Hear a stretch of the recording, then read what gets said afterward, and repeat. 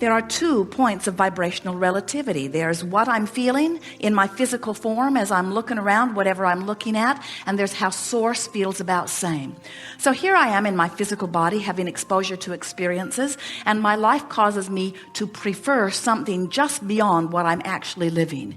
And in the moments, me, physical me, out here on the leading edge of thought, source energy in this physical body, in the moment that I have this idea, this preference, this desire born within me, it radiates from me vibrationally like a radio signal rocket, and the source energy part of me immediately becomes one with that intention. So the larger part of me, the part of me that is eternally, the part of me that was before I came into this physical body, and the part of me that still is now that I'm in this physical body, just became more because of me here in this physical body. I just had a leading edge experience to which I added unto the universe, and source, who is so eager for that to happen, immediately flooded with all of the resources of source to that new desire that was born. Expansion, just like you knew would be. But now in your physical format, you've got some catching up to do, because your life just caused you and source to become more than you currently are. And you can feel, if you will feel for it, if you will listen for it, you can feel or hear the call of source. Source immediately begins calling you toward it, saying, it's this way, it's this way, it's this way, it's this way. But you don't hear it in words. You feel it in impulses. And if the impulse feels good to you, follow it.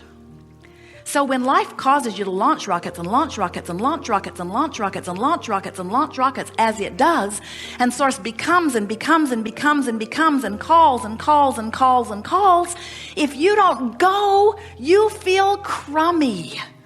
In other words, you gotta go. You gotta go and be that which you have become. And when you don't feel fulfilled. You feel lifeless. And at best, you feel mad about it and resentful and blameful and guilty.